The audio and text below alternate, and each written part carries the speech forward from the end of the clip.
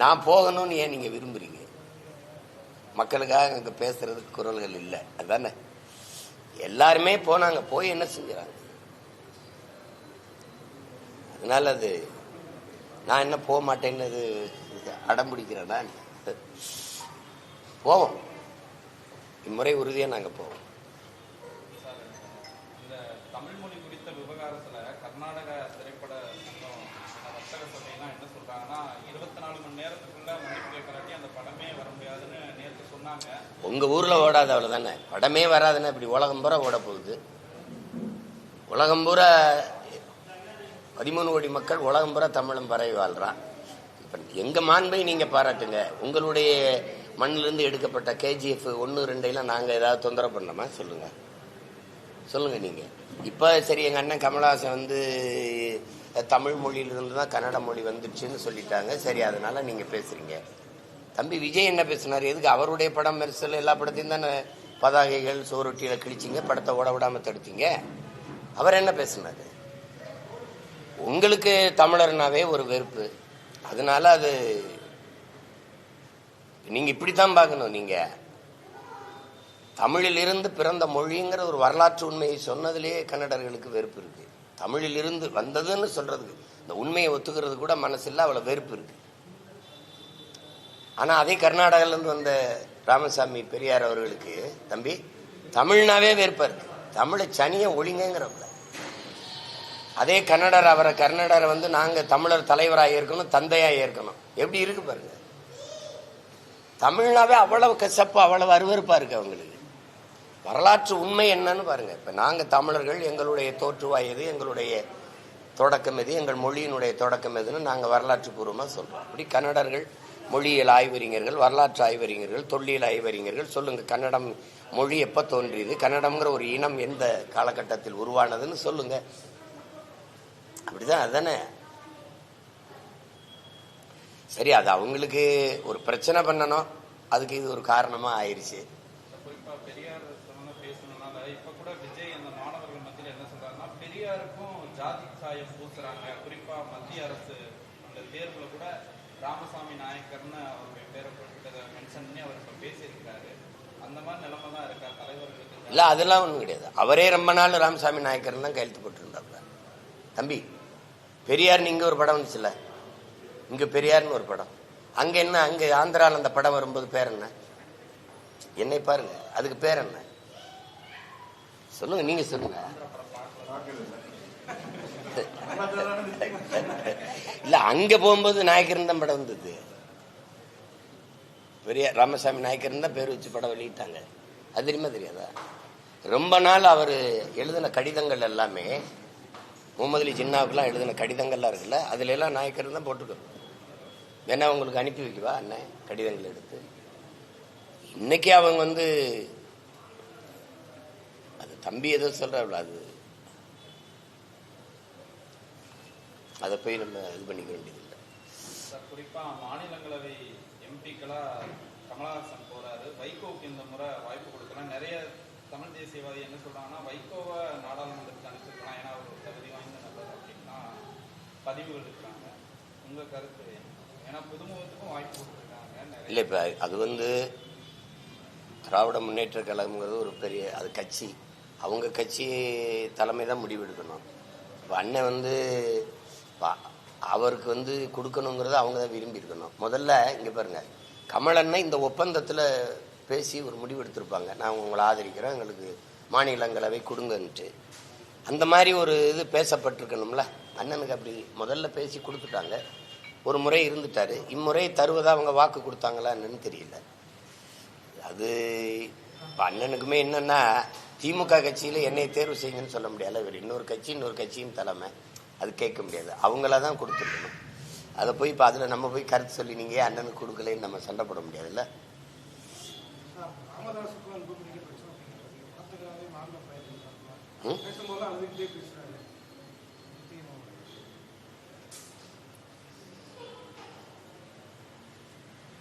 அதை பார்க்கும்போது காயமாக தான் இருக்குது, கஷ்டமாக இருக்குது. அதை இப்போ எங்கள் ஐயா இவ்வளோ தூரம் காயம்பட்டிருக்காங்களே நினைக்கும் போது, நாங்கள்லாம் ஒரு அருகில் இருந்து வளர்ந்த பிள்ளைகள், அது ஒரு தகப்பன் போல நாங்கள்லாம் அன்பு வச்சு மதிப்பு வச்சு நேசித்த ஒரு பெரிய தலைவர்.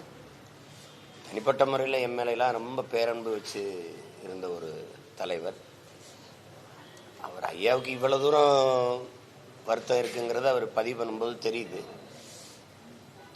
இப்போ இதில் இதை ஒரு இதாக்கி பிரச்சனையாக்கி பேசிக்கிட்டே இருக்க வேண்டியதில்லை. அந்த காயங்கள் நான் நம்புகிறேன் அது உறுதியாக ஆறிடும் தான் நினைக்கிறேன். அது காயங்கள் ஆறணும், அது ஆறிடும்.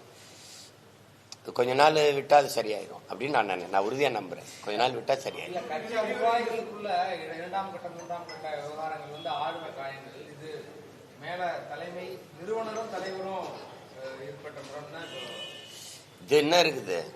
எங்கள் ஐயாவே சொல்கிறார்ல, தலைவரை அறிவிக்கும் போது ஆற தழுவுனே கட்டி பிடித்தேன் கண்ணீர் வடித்தேன். அதே பாசப்பிணைப்பு நெகிழ்ச்சி சின்ன சின்ன மன வருத்தங்களை தந்திருக்குது. அதை 2 பேரும் அருகே உட்காந்து பேசி தீர்க்கிற சூழல் இல்லாதனால அது பொதுவெளியில் ஐயா பேச வேண்டியது வந்துருச்சு. அது இப்போ அவர் மனசுக்குள்ள இருந்ததை சொல்லிட்டாரு. அந்த காயம் வடிஞ்சிருச்சு, அது ஆறிட்டோம். அதை போய் நீங்கள் இதுவால நான் கேட்கறது, இப்போ எங்கள் ஐயா சொன்னதுனால சின்னையா பற்றி சொல்கிறாரு, இந்த மாதிரி சொல்கிறார். அதனால இந்த நாட்டுக்கு மக்களுக்கு ஒரு பெரிய பிரச்சனை பின்னடைவு, இதனால தான் விலைவாசி ஏறிடுச்சு, இதனால தான் மின் கட்டணம் உயர்ந்துருச்சு, சொத்து வரி உயர்ந்துருச்சுன்னு சொன்னீங்கன்னா பேசலாம். அது ஒரு சின்ன கட்சிக்குள்ளே இருக்கிற ஒரு சின்ன முரண். அது சரியாயிரும், அது சரியாயிரும், அது சரியாகணும்.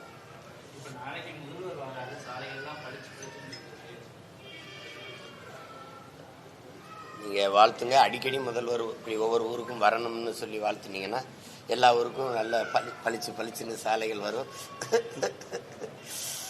இது சரி, என்ன செய்யுது சார்? கீழடி ஆய்வறிக்கை விவகாரத்தில் மத்திய அரசு என்ன சொல்றாங்கன்னா, இன்னொரு வல்லுநர் சார்ந்த அவங்க திருத்துவாங்க அப்படின்ற மாதிரி நேற்று ஒரு விளக்கம் கொடுத்துருக்காங்க. அதை எப்படி சார் பார்க்குறீங்க? அது ஏற்காது. இந்தியா உங்களுக்கு தமிழர்களுடைய தொன்மையை, இந்த பெருமையை ஏற்காது. இவங்களே பேசும்போது திராவிட நாகரிகம்னு சொன்னாங்க, அப்புறம் இந்திய நாகரிகம் பண்பாடுன்னாங்க. உங்களுக்கே தெரியும் 2600 ஆண்டுக்கு முன்னாடி இந்த நிலப்பரப்பு இப்படி இருந்ததா, ஒன்றா இருந்ததா, இல்லை இந்தியாங்கிற ஒரு பெயரோடு இந்த நாடு இப்படி உருவாக்கப்பட்டிருந்ததா? அப்போ திராவிடம்ங்கிற ஒரு சொல்லோ இனக்கூட்டமோ இருந்ததா சொல்லு. 1800 தான் கன்னடம்ங்கிற மொழியை பிறந்து கன்னடர்களே, அப்புறம் 1600 தெலுங்கு, இதெல்லாம் திராவிட மொழி, திராவிட மொழி குடும்பம்னு இவங்க சொல்றதை எடுத்துக்கிட்டா கூட 2600 ஆண்டுங்கிறது ஒரு தோராய கணக்கு தான். ஏன் 5500 ஆண்டுக்கு முன்னாடி இருந்துருக்கூடாதா? இப்போ நீங்கள் எங்களை முழுக்க ஆய்வு செஞ்சிட்டீங்களா? 2 ஏக்கரில் தான் வாழ்ந்தோமா? ஒரு இனக்கூட்டம் ஒரு கூட்டமாக வாழ்ந்தா ஒரு பெரிய ஒரு கிராமம்னா எவ்வளவு பெரிய நிலப்பரப்பில் இருக்கும்? நீங்கள் அவ்வளவும் தோண்டி ஆய்வே செய்யல. ஒரு 2 ஏக்கரை ஒப்புக்கு தோண்டினதை எடுத்ததை பெரும்பாலும் அந்த ஆவணங்களில் என்ன பண்ணாங்க, பெங்களூரில் கொண்டு வச்சுட்டாங்க. உண்மையிலே அக்கறை இருக்கிறவங்க அங்கேயே ஒரு கட்டடத்தை கட்டி ஒரு பாதுகாப்பாக அந்த பொருட்களை சேமித்து வச்சு பிள்ளைகளுக்கு அது அரிய காட்சியை அருங்காட்சியாக வச்சிருந்துருக்கலாம். அதை செய்யலை. நான் அப்போ பார்த்துட்டு அப்போ சண்டை போட்டேன். அந்த மொத்தமாக ஒரு இஸ்லாமிய பெரியவரோட இடம் மொத்தமாக அதை வாங்கி தோண்டியிருந்தால், அந்த 100 ஏக்கரையும் தோண்டியிருந்தால் இன்னும் எவ்வளவோ அரிய தகவல்கள், அந்த சான்றுகள் நமக்கு கிடைக்க வாய்ப்பு இருக்குது. அதை ஏற்காது, இந்தியா ஏற்காது. அது அந்த பெருமையை தமிழர்களுக்கும் தமிழ் இனத்திற்கும் கொடுக்க தயங்கும். இப்போ உதாரணமாக உங்களுக்கு சொல்கிறேன், ஐயா மோடி அவர்கள் எந்த நாட்டுக்கு போனாலும் உலக மொழிகளின் மூத்த மொழி தமிழ், அது எங்கள் மண்ணில் இருப்பது எங்களுக்கு பெருமைன்னு சொல்கிறாங்க. இந்திய மொழிகளின் தொன்மையை தமிழிலிருந்து அறியலாம்னு பேசுகிறாங்க. அது எங்களுக்கு மகிழ்ச்சியாக தரும். நாங்கள் பேசுகிற கருத்தை தான் அவங்க எல்லா நாடுகளையும் பேசுகிறாங்க. சரி, ஆனால் புதிதாக கட்டப்பட்ட நாடாளுமன்ற கட்டடத்தின் வாசல்ல சமஸ்கிருதத்தில் கல்வெட்டு இருக்குது, இந்தியில் இருக்குது, இங்கிலீஷில் இருக்குது, உலக மொழிகளின் தாய் இருக்குது, உலகின் முதன் மொழி தமிழ் அப்படின்னு உலக மொழிகள் ஆய்வறிஞரே ஒத்துக்கொண்ட உண்மை. அந்த மொழிக்கான அங்கீகாரம் என்ன இருக்கு, மதிப்பெண் இருக்கு. ஏன் அது தமிழ்ல ஒரு கல்வெட்டு இல்லை? அதுல இத்தனை நாடாளுமன்ற உறுப்பினர்கள் போறாங்க. 39 இருந்தாங்க, இப்ப 40 இருக்கிறாங்க. ஏன் அதை பத்தி பேசல? இந்தியாவில் இருக்கிற 22 மொழிகளையும் கல்வெட்டு வச்சா என்ன இடிஞ்சிருமா கட்டடம்? என் தாய்மொழியை அங்கீகரிக்காத இடத்துல, என் தாயை மதிக்காத இடத்துல எனக்கு என்ன பாசம் நேசம் வந்துடும் சொல்லுங்க. என் தாயை மதிக்கல, அந்த இடத்துல எனக்கு என்ன இருக்கும்? அந்த வீடு என் தாயை அவமதிக்கிற இடத்துல எனக்கு பகையா உறவா சொல்லுங்க, பகையா பாசமா சொல்லுங்க. அப்புறம்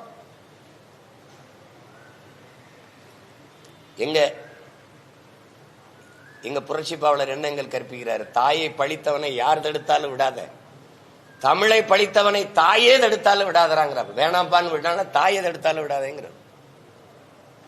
எங்களுக்கு எல்லாமே எங்க மொழி தான். எங்களுக்கு மட்டும் இல்ல, உலகம் முழுமைக்கும் இருக்க ஒவ்வொரு தேசிய இனத்திற்கும் அதுதான். மொழிதான் முகம், முகவரி, அடையாளம், கலை, இலக்கியம், பண்பாடு, வரலாறு, அறிவியல், புவியியல், வாழ்வியல் எல்லாமே தான். அதை மதிக்கல, அதை நிராகரிக்கிறாங்க என்பது என்ன, அதுல என்ன இருக்குது? அப்போ அதனால அவங்க எப்படி எங்களுடைய தொன்மத்தையும் எங்களுடைய அடையாளங்களையும் எங்களுடைய பெருமையையும் எப்படி ஏற்பாங்க? எந்த ஆளுநர் வந்து எந்த ஆய்வறிஞர் வந்து ஆய்வு செய்ய போறாரு?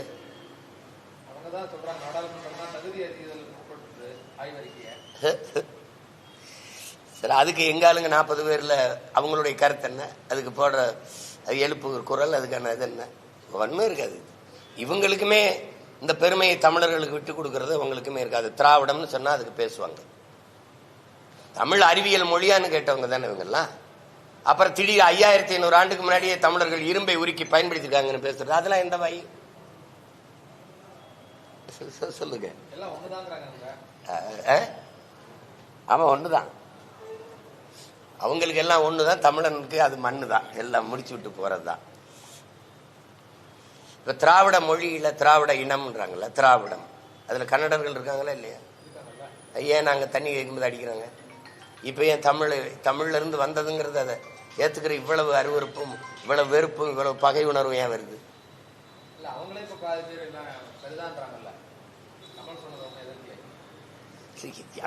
அந்த எதிர்ப்பை ஏன் வருது?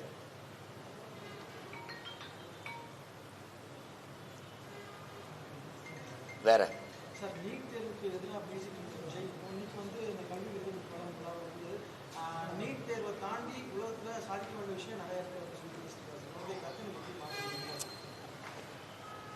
அது சரிதான், சாதிக்க வேண்டியது இருக்குதா?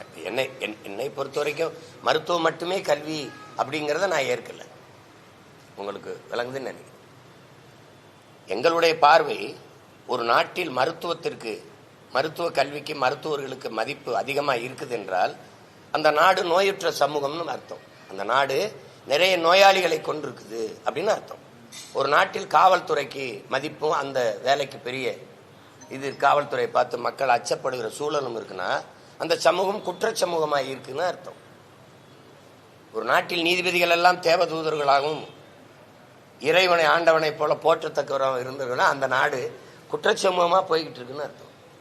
எந்த நாட்டில் ஆசிரியர் பெருமக்கள் போற்றப்படுகிறார்களோ அந்த நாடு தான் அறிவார்ந்த சமூகமாக வாழ்ந்து வளர்ந்து கொண்டிருக்குதுன்னு அர்த்தம். உங்களுக்கு விளங்குதுன்னு நினைக்கிறேன். பின்லாந்துல ஐஏஎஸோ ஐபிஎஸோ நீதிபதிகளோ அதெல்லாம் யாருக்கு அந்த பெரிய உயர்ந்த போற்றுதல் இல்லை. ஆசிரியர் பெருமக்களுக்கு மட்டும்தான், ஆசிரியர்களுக்கு தான். நீங்க ஐஏஎஸ் இருங்க, ஐபிஎஸ் இருங்க, பெரிய அதிபரா இருங்க, யாரா இருங்க, உங்களை உருவாக்கிய அறிவு கருவறை ஆசிரியர்கள் தான். புரிதுன்னு நினைக்கிறேன். பெற்றோர்கள் வந்து பிள்ளைக்கு இந்த உலகத்தை காட்டுவாங்க. இதுதான் உலகம்ப்பா, இது பெரியப்பா, இது சித்தப்பா, தாத்தா, பாட்டி, இது மரம், இது செடி, ஒன்று இப்படி உலகத்தை காட்டுவாங்க.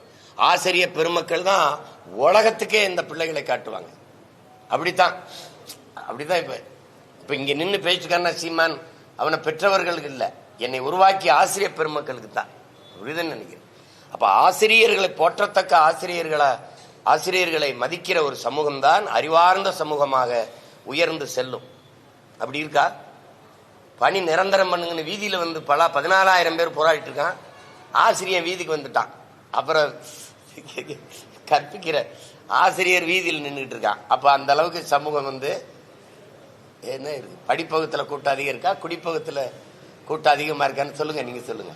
இப்ப 100 கோடிக்கு நூலகம் கட்டினீங்க, போமா எல்லாரும் கருவி எடுத்துக்கிட்டு எத்தனை ஆயிரம் பேர் உட்கார்ந்து படிக்கிறாங்க. டாஸ்மார்க் அப்படியே போவோம், எத்தனை ஆயிரம் பேர் குடிக்கிறாங்கன்னு பாப்போமா? சமூகத்தை எதை நோக்கி நகர்த்துறோன்னு இருக்குல்ல. சாராய கடையை வீதிபுறம் திறந்து வச்சுக்கிட்டு சட்டம் ஒழுங்குன்னு பேசுறது எவ்வளவு வேடிக்கையானதுங்கிறத நீங்க கேள்வி எழுப்பி பார்க்கணும். அதனால தம்பி சொல்றதுல நீட்டுங்கிறது இருக்குது. அத எல்லா தமிழ்நாடு மட்டும்தான் எதிர்ப்புணர்வை காட்டுது. மற்ற எல்லா மாநில முதல்வர்களோடும் பேசி கலந்து, இப்ப அனைத்து கட்சி கூட்டத்தை முதல்வர் ஒரு கூட்டினாங்களா, அது மாதிரி கூட்டி பேசி இது உழைக்கும் அடித்தட்டு மக்கள் பல நூறு ஆண்டுகளாக கல்வி மறுக்கப்பட்ட, புறக்கணிக்கப்பட்ட, பிற்படுத்தப்பட்ட, ஒடுக்கப்பட்ட சமூகங்களில் இருந்து வர்ற பிள்ளைகளுக்கு இந்த மருத்துவ படிப்புங்கிறதே ஒரு பெரும் கனவாயிருது. மருத்துவம் மட்டும் இல்லை, எதுவுமே எந்த நாட்டில் இல்லாத கொடுமை என் நாட்டில் தான். ஒரு விரும்பிய கல்வியை கற்கிறது அவ்வளவு கொடுமையாகவும் கடினமாகவும் இருக்குது. இங்கே தான் நீங்க விரும்பியதை படிக்கவே முடியாது. பிள்ளைகள் விரும்பி கற்கிற கல்வியை கொடுக்க வேண்டியது அரசின் முதன்மையான கடமை. அதை கொடுக்க மறுப்பது பெரிய கொடுமை. அதை தொடர்ந்து செஞ்சுக்கிட்டு இருக்கு இந்த அரசு. அதனால தம்பி சொல்றது சரிதான். அதுக்காக நம்ம நீட்டில் எழுதி மருத்துவர் ஆக முடியுங்கிறதுக்காக உயிரை மாய்த்து கொள்ளுகிறதுலாம் ரொம்ப மன வலியை தருது. நம்ம பிள்ளைகள் அதுக்கு நம்ம துணிவும் வரணும். சரி வரல விடுவோம், அடுத்த முறை எழுதுவோம் அப்படிங்கிற ஒரு துணிவு வரணும். பிள்ளைங்க பாருங்க மனமுதிர்ச்சி ஏற்று இந்த தோத்து போயிடுவோமோங்கிற அச்சத்திலே தற்கொலை செஞ்சு கொள்வது. அது ரொம்ப கஷ்டமா இருக்குதுல்ல.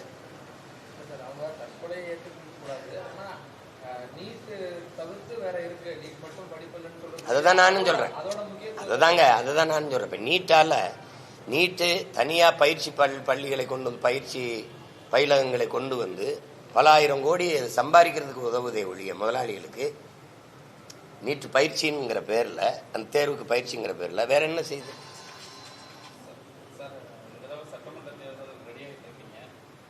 விஜய் எதிர்த்து நீங்க நிக்கிறதுக்கான வாய்ப்புகள் இருக்கா சார்? களமிறங்க நாங்க ரெண்டு பேரும் என்ன பகையா? அண்ணன் தம்பி தான் நாங்க ரெண்டு பேரும். அவரை எதிர்த்து போடுறதுக்காக நாங்க கட்சி ஆரம்பிச்சு வேலை செய்யறேன்னு நினைக்கிறீங்க? அவரை எதிர்க்க வேண்டிய சூழல் வந்துருச்சு. ஜனநாயக போட்டின்னு ஒண்ணு இருக்குல்ல, தனிப்பட்ட போட்டி இல்ல. நான் கேட்கறது உங்களுக்கு விஜய் வருவாரு கட்சி ஆரம்பிக்கிறது தான். நான் கட்சி ஆரம்பிச்சு 15 வருஷமா போராட்டி இருக்கிறேன். கேள்வியே தப்பு. சும்மா அதில்ல அதிகார பலம் பணபலம் எங்களுக்கு மத்தியில நீங்க பேச்சு மட்டுமே மூலதனமா வச்சு பேசிட்டு இருக்கீங்களே, உங்களை நம்பி போட்டியிடுற தம்பிகள் சோர்ந்து போக மாட்டாங்க? சோர்ந்து போக மாட்டாங்க. எத்தனை தடவை சொல்றது? சோர்ந்து போற கூட்டம் மாதிரியா இருக்குது? சோர்ந்து போற கூட்டம் மாதிரி இருக்குதா? இப்ப மே 18க்கு ஒரு கூட்டம் தான். எல்லா ஊடகங்களும் மாநாடு நீங்க வெறும் கூட்டம் தான். ஒரு இன எழுச்சி கூட்டம். எங்க இனம் கொல்லப்பட்ட நாள்ல ஒரு கூட்டம். எத்தனை ஆயிரம் பேர் கூடாங்க. ₹1 நாங்க காசு கொடுக்கல. அவங்களே பேருந்து பிடிச்சு அவங்களே வாகனங்களை வச்சு எங்க பிள்ளைகள் கூடாங்க. சோற கூட்டம் அது. 5வது முறையும் இத்தனை 4 முறை பொது தேர்தலில் தோத்துருக்கேன். உள்ளாட்சியில தோத்துருக்கோம். கேளுங்க, இடைத்தேர்தல் எல்லாம் போட்டிட்டு இருக்கோம். தோல்வி கண்டு அஞ்சிருக்காங்க. அதிமுக போட்டியிடாம விலகி இருக்குது இடைத்தேர்தலில். ஆளுங்கட்சி அதிமுக ஆளும்போது திமுக இடைத்தேர்தலில் போட்டியிடாம விலகி இருக்குது. ஆனா நாங்க எந்த இதுவும் இல்லாத சின்ன பசங்க தான். ஏதாவது ஒரு இடைத்தேர்தலில் போட்டியிடாம விலகி இருக்கமா பத்தியில போட்டிடுவோம். இம்முறையும் தனித்து உலக அரசியல் வரலாறுலேயே இவ்வளவு தோல்விகளை சந்திச்ச பிறகு மறுபடியும் 5வது முறை துணிந்து ஒரு அரசியல் இயக்கம் போட்டியிடுது அப்படின்னா அது நாம் தமிழர் கட்சியா மட்டும்தான் இருக்கும். காரணம் என்னன்னு கேளுங்க. எங்களுக்கு இருக்கிறது சோற்று பசி இல்ல, சுதந்திர பசி. வயிற்று பசி இல்ல, என் மீன வரலாற்றின் பசி. சோம்பலும் ஓய்வும் அரசியலில் தற்கொலைக்கு சமம். உங்களுக்கு விளங்குதுன்னு நினைக்கிறேன். வீர சுதந்திரம் வேண்டி நின்றார் வேறொன்று கொள்வார் அப்படிங்கிறான் புரட்சி எங்க பாட்டன் பாரதி. அது மாதிரி எங்களுக்கு வேண்டியது இந்த வெறும் தேர்தல் வெற்றின்னு நாங்க பார்த்து இந்த களத்துக்கு வரல. புரியுதுன்னு நினைக்கிறேன்.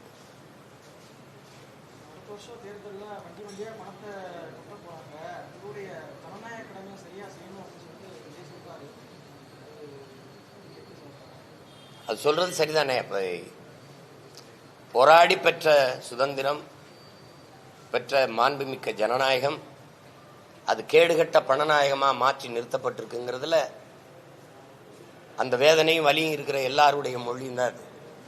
அப்ப பணம் மட்டுமே தேர்தலில் வெற்றியை தீர்மானிக்கும்னா அங்கே மக்களுக்கான அதிகாரம் கட்டமைக்கப்படாது. பெரும் முதலாளிகளுக்கான அதிகாரங்கள் தான் கட்டமைக்கப்படும், உருவாகும். அது ஒரு முதலீடு ஆயிரும். ஒரு தேர்தலில் 50 கோடி செலவழிச்சால் இந்த தொகுதியை வாங்கிடலாம். இப்ப மேலூர் அல்லது சோழவந்தான் அல்லது மதுரை மேற்கு கிழக்கு இப்படிலாம் ஒரு தொகுதினா இதுக்கு எவ்வளவு? சரி, ஒரு வாக்குக்கு 1000, 50 கோடி செலவு பண்ணா வென்றலாம்னா அது வாங்குறது. அது முதலீடை போட்டு ஒரு தொழில் செய்வது மாதிரி ஆயிடுச்சுன்னா அங்கே லாப தேவை தான் இருக்கும், மக்கள் சேவை இருக்காது. அப்புறம் எனக்கு சாலை வரல, எனக்கு மின்சாரம் சரியா வரல, மின்கட்டணம் உயர்ந்துருச்சு, சொத்து வரி உயர்ந்துருச்சு, அரிசி பருப்பு விலை உயர்ந்துருச்சு, ஒரு பால் விலை கூடிருச்சு, லிட்டருக்கு 6 ரூபாய் உயர்ந்துருச்சு, இதெல்லாம் பேசுறது அர்த்தமற்றதாயிரும். அப்புறம் நாடு சரியில்லை, அப்புறம் தலைவர் சரியில்லை, அந்த கட்சி ஆட்சி சரியில்லை, இந்த கட்சி ஆட்சி சரியில்லைன்னா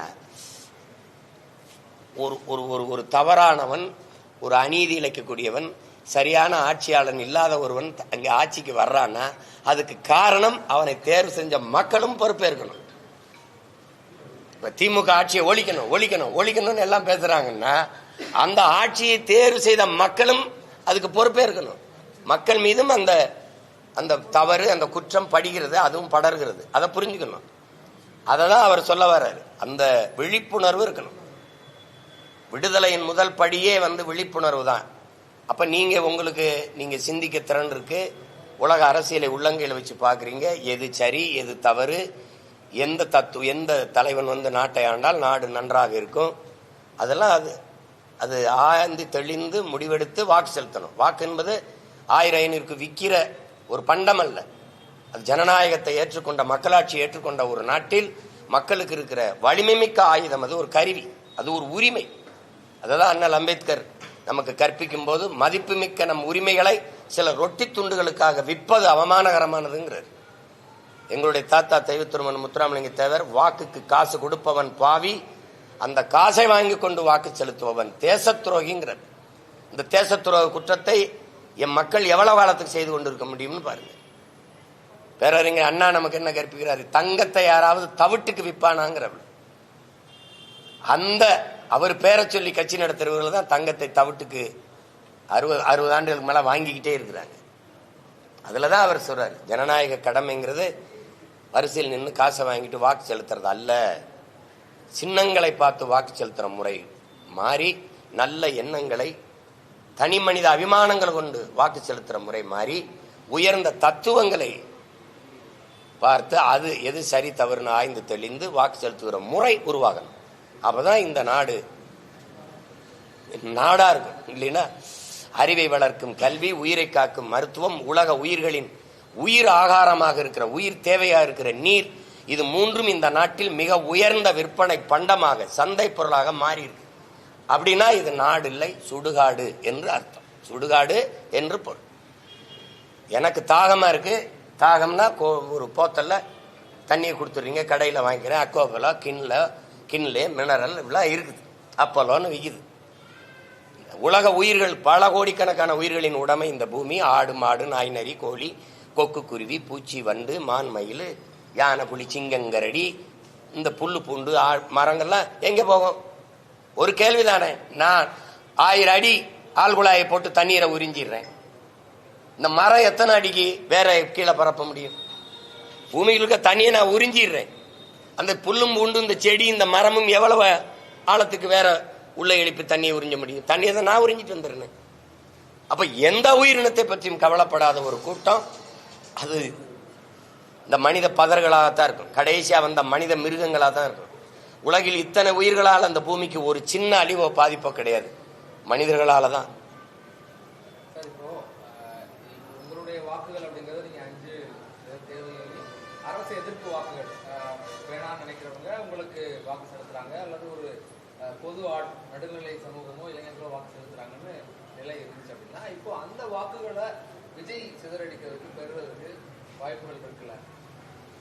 அதே நீங்க இந்த இருக்குல்லன்னு எப்படி இருக்குது? எங்களுக்கான வாக்கு செலுத்துகிறவர்கள் இந்த பிள்ளைகள் ஆட்சிக்கு வந்தால் நாடு மக்களும் நன்றாக இருக்க முடியும் நம்புறவங்க தான் எங்களுக்கு வாக்கு செலுத்துவாங்க. அது எப்படி சிதறும்னு நீங்களா ஒரு கணக்கு ஏங்க? அவர் வந்தால் நன்றாக இருக்கும் நினைக்கிறவங்க அவங்களுக்கு செலுத்துவாங்க, நாங்க வந்தால் நன்றாக இருக்கும்னு எங்களுக்கு செலுத்துவாங்க. நீங்க சொல்லுங்க அதிமுக ஆட்சியில் இருக்கிறவங்க வாக்கத்தான் பிரிக்கிறாங்க அப்படின்னு.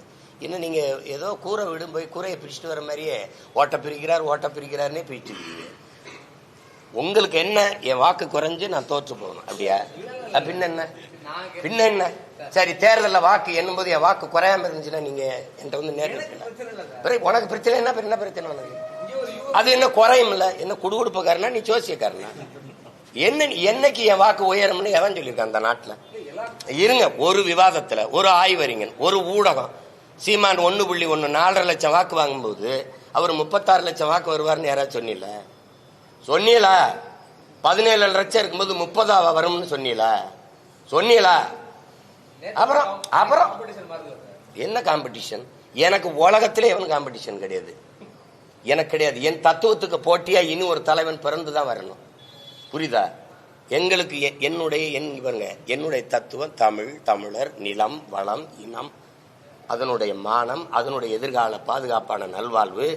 அதானே. மலையை வெட்டாத அது பூமி தாயின் மார்புன்னு சொல்ல ஒரு தலைவன் சார்.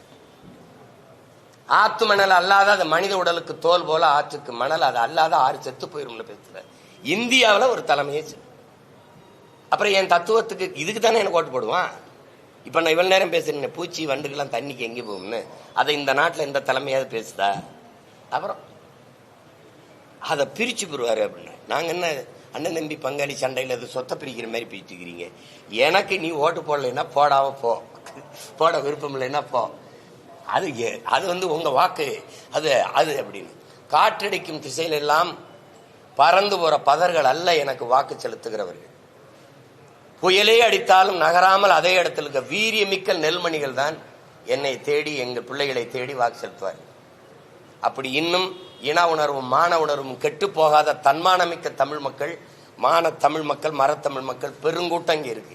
இல்லைன்னா இவ்வளவு பணமழையில இந்தியாவை யார் ஆள்றதுங்கிற தேர்தலில் புதிதா ஒரு சின்ன கடைசி நேரத்தில் ஒளி வாங்கி மைக் எனக்கு கொடுத்து புதிய புதிய பிள்ளைகள் 8வது பெட்டியில என் சின்ன இருந்தது. அதுல 36 லட்சம் பேர் என்னை தேடி வாக்கு. இந்தியாவை யார் ஆள்றதுன்னா இவ்வளவு பணமழையில இவ்வளவு காசு, இவ்வளவு சாராயம், பணம், சாப்பாடு, இதுல அப்ப இருக்கிறான்ல தமிழ் மக்கள் இன்னும் தன்மானத்தோடு இனமானத்தோடு இருக்கிறான்ல. அப்புறம் அந்த கூட்டம் பெருகுமே வெளியே குறையாது. நயினார் நாகேந்திரன் அடிக்கடி என்ன சொல்றாருன்னா, திமுகவை எதிர்த்து எல்லா கட்சிகளும் ஒன்றிணையணும், அதனால எல்லாரும் நம்ம கூட்டணிக்கு வாங்க அப்படின்ற மாதிரி பேசுறாரு. குறிப்பா எல்லாரையும் தான் சொல்றாரு. அது தாவேக விஜயா இருக்கட்டும். இதேதான் நான் உங்களுக்கு சொல்றேன். இதேதான் திமுகவை எதிர்க்க பாரதிய ஜனதா கட்சியினுடைய மாநில தலைவர் மதிப்புமிக்க எங்க மாமா நயினார் நாகேந்திரன் சொல்றாங்க அந்த கருத்தை. அதேதான் திமுகவின் தலைமை சொல்லுது. பாரதிய ஜனதாவை எதிர்க்கணும், அது பாசிச கட்சி, ஆட்சி செய்கிற ஒரு கட்சி, அது மதவாத கட்சி, அதை வீழ்த்துறதுக்கு நாம எல்லாம் ஒண்ணு சேரணுங்கிறாங்க. இப்ப நான் எந்த பக்கம் சேரலாம்ன்றீங்க? புரியுதா? ஒன்னா நின்று திமுக வீழ்த்துவோங்கிறாங்க. நான் என்ன முடிவு ஒன்னா நின்று வீழ்த்துறேங்கிறேன். எப்படி புரிஞ்சிருச்சுன்னு நினைக்கிறேன். அவ்வளவுதான். நல்லதே செய்யணும்னு நினைக்கிற சீமான் அண்ணன் ஏன் கூட்டணியில் அமைச்சு அதிகாரத்துக்கு வந்து நல்லது செய்யக்கூடாது? நீங்க கொள்கை நல்லது செய்யணுங்கிற கொள்கை இருக்கிற கட்சி சொல்லுங்க, போய் சேர்ந்துக்கிறேன். நான் தான் முடிவு, நீங்க தானே கேள்வி கேட்கிறீங்க. இந்த கட்சி நல்ல கொள்கையை வச்சிருக்கு போங்க, இப்படி சொல்லுங்க. நல்லது செய்யணும் அப்படின்னு. நல்லது செய்யணுங்கிற கட்சி சாராயம் கட்சி விற்குமா? கேட்கறதுக்கு பதில் இருக்கா? நல்லது செய்யுங்கிற கட்சி மலையை குவாரி ஆக்குமா? கிரஷர் போடுமா? கிரஷர் கல் குவாரி வச்சிருக்கு, கல் குவாரி வைக்குமா? ஏங்க மரத்தை வெட்டிட்டீங்கன்னா நான் நட்டு வச்சுட்டு செத்து போகலாம், தண்ணியை உறிஞ்சி வச்சுன்னா தேக்கி வச்சுட்டு செத்து போகலாம். மலைய மணல நீங்க என்ன பண்ணுவீங்க?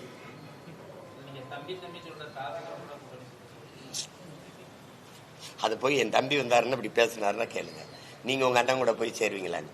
ஏங்க நான் எவ்வளவு காலமா ஒரு உறுதியான நிலைப்பாடு எடுத்து கொள்கையோட போயிட்டீங்க. என்னைய கொலை செஞ்சு புதைக்கிறதுல உங்களுக்கு ஏன் இவ்வளவு ஆர்வம் இருக்கு? என்னை ஒருத்தனையாவது விட்டு விட மாட்டீங்களா? இந்த கோயிலுக்கு நடந்து விட்ட மாடு மாதிரியாவது என்னை விட்டு தொலைங்கள. என்னையும் போய் அதுக்குள்ள போ. என்ன கூட்டணி வையுங்கிறது நானும் தம்பி விஜயும் சேர்ற மாதிரி இருக்குதுன்னு தனியா நிக்கிறதானே உங்க பலம். நீங்க எதுக்கு இப்ப கூட்டணிக்கு போறிய? என்னதாப்பா உங்க பிரச்சனை? நான் தனியா நிக்கிறேன்னா தனியா எத்தனை நாளைக்கு நிப்பிய? கூட்டணிக்கு போங்க. கூட்டணி வச்சிருக்கிறவங்க கிட்ட கேக்குறீங்களா? கூட்டணி வச்சா தான் வெல்ல முடியும் சொல்லணும், கொள்கை இல்லாமல் எப்படி வெல்ல முடியும்னு யார்ட்டையும் கேட்கல. இப்ப என்ன சொல்றீங்க? நான் தனியா நிக்க போறேன்னு அறிவிச்ச பிறகு ஏதாவது கூட்டணி வைக்க மாட்டீங்களான்னு. சரி, இப்ப நான் கூட்டணி வைக்கிறேன்னு சொல்றேன். நாளைக்கு நீங்க என்னங்க நீங்க தனியா தானே நின்னீங்க, அதானே உங்க பலம். ஏன் இப்ப கூட்டணி வைக்கிறீங்கன்னு கேட்பீங்க. அந்த கழுதையை சொல்லுவாங்களா, முன்னாடி போனா கடிக்குது, பின்னாடி வந்தா உதைக்குது, இப்ப நான் என்னதான்டா செய்யறதுன்னு. அது மாதிரி எது செஞ்சாலும் நீங்க இப்படி கேட்டுட்டு இருந்தீங்கன்னா நான் என்ன பண்ணுறது? நான் தனிச்சுதான் போட்டிடுவேன். என்னுடைய தத்துவம் இங்க பாருங்க. நான் உங்களுக்கு பேசியாச்சு. இப்படி கூட்டத்தில் இருக்கும்போது எங்கள் தலைவன் பிரபாகரன் சொன்னது போலன்னு நான் சொன்னேன்னா இவங்க என் பக்கத்தில் இருப்பாங்களா ஓடி போவாங்களான்னு. இதுல எந்த தலைவர் படத்துக்கு பக்கத்துல என் தலைவர் படத்தை போடுறது? போட்டா இருப்பாங்களா? இல்ல நீங்களே காட்டுவீங்களா? அப்ப சிக்கல் புரியுதா? அதனால அது கடினம், அதை விட்டுருவோம். நன்றி, மகிழ்ச்சி.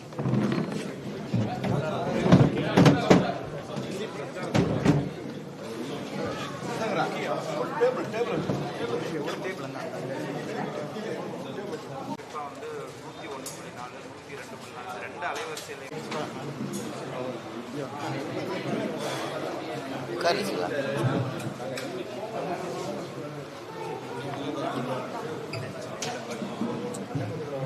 சார் ஒரு சார்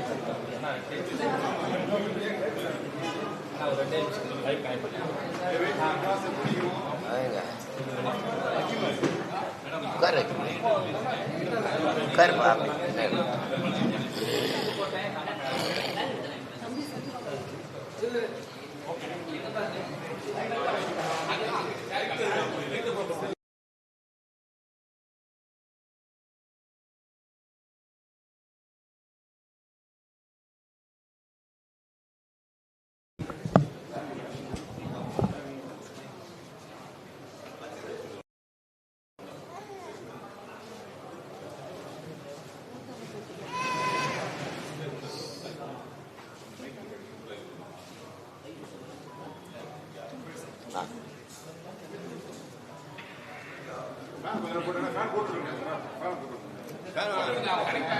போடு போடு போடு போட்டு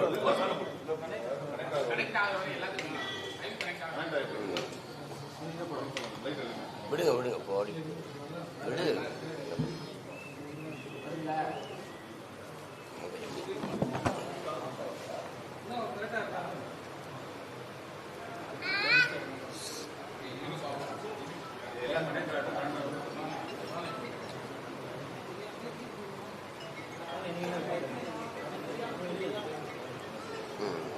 அழுதுவாங்க பேசிட்டு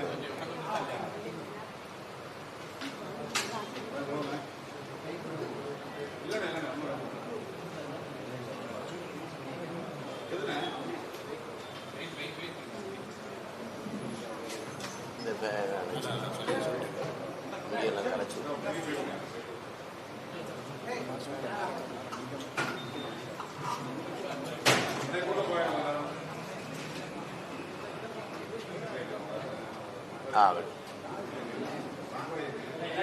நிறைய நேரத்துக்கு சாப்பிடல.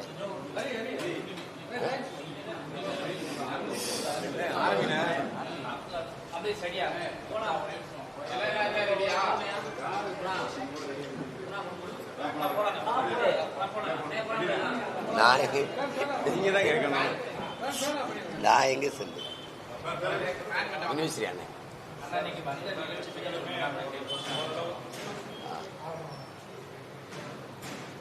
எல்லா கட்சியிலுமே ஓரளவு வராங்க.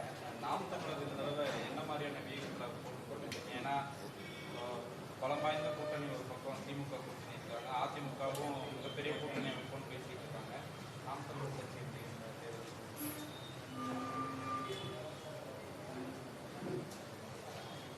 போட்டி போடுறோம். நாங்க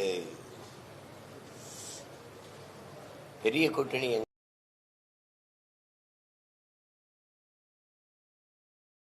முழுக்க முழுக்க மக்களை நம்பி 234 தொகுதியிலையும் போட்டி போடுற கட்சி எதுவோ அதுதானே பெரிய கட்சி தம்பி. கூட்டத்தில் நிற்கிற ஒருவருக்கு வீரமோ துணிவோ தேவையில்லை, தனிச்சு நிற்கிறதுக்கு தான் வீரமும் துணிவும் தேவைப்படுது. நாங்கள் பெரிய வீரனுடைய பிள்ளைகள், அதனால வீர பரம்பரையில் வந்த பிள்ளைகள், அதனால தனிச்சு நிற்கிறோம். உயர்ந்த தத்துவத்தோடு நிற்கிறோம், தனித்துவத்தோடு நிற்கிறோம். அதனால இதில் ரொம்ப நம்பிக்கையோடும் ஒரு உற்சாகத்தோடும் களத்தில் நிற்கிறோம்.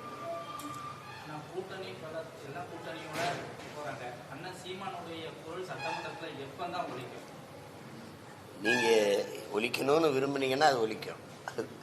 இது கேள்வி என்கிட்ட கேட்கக்கூடாது, என் மக்கள்கிட்ட கேட்கணும். மக்கள் மன்றத்தில் பேசுறதுக்கே பல சிக்கல்கள் இருக்கு. சட்டமன்றத்துக்கு போனவர்கள் மக்களுக்காக ஒலித்த குரல்களை சொல்லுங்க. நான் போகணும்னு ஏன் நீங்க விரும்புறீங்க? மக்களுக்காக அங்க பேசுறதுக்கு குரல்கள் இல்லை, அதுதானே. எல்லாருமே போனாங்க, போய் என்ன செஞ்சாங்க? அதனால அது நான் என்ன போக மாட்டேன்னு அடம் பிடிக்கிறேன்னா போவோம். இம்முறை உறுதியாக நாங்கள் போவோம். சார், இந்த தமிழ் மொழி குறித்த விவகாரத்துல கர்நாடக திரைப்பட சங்கம் வர்த்தக சபையெல்லாம் என்ன சொல்றாங்கன்னா 24 மணி நேரத்துக்குள்ள மன்னிப்பு கேட்கறாட்டி அந்த படமே வர முடியாதுன்னு நேற்று சொன்னாங்க. உங்க ஊர்ல ஓடாத அவ்வளவுதானே, படமே வராதுன்னா இப்படி உலகம் பூரா ஓட போகுது. உலகம் பூரா 13 கோடி மக்கள் உலகம் பூரா தமிழும் பரவி வாழ்றான். இப்ப எங்க மாண்பை நீங்க பாராட்டுங்க. உங்களுடைய மண்ணிலிருந்து எடுக்கப்பட்ட KGF 1, 2 நாங்க ஏதாவது தொந்தரவு பண்ணோமா? சொல்லுங்க சொல்லுங்க நீங்க. இப்ப சரி, எங்க அண்ணன் கமலஹாசன் வந்து தமிழ் மொழியிலிருந்து தான் கன்னட மொழி வந்துச்சுன்னு சொல்லிட்டாங்க. சரி, அதனால நீங்க பேசுறீங்க. தம்பி விஜய் என்ன பேசினார்? எதுக்கு அவருடைய படம் மெரிசல் எல்லா படத்தையும் தானே பதாகைகள் சோரொட்டியில கிழிச்சிங்க, படத்தை ஓட விடாம தடுத்தீங்க. அவர் என்ன பேசினாரு? உங்களுக்கு தமிழர்னாவே ஒரு வெறுப்பு. அதனால அது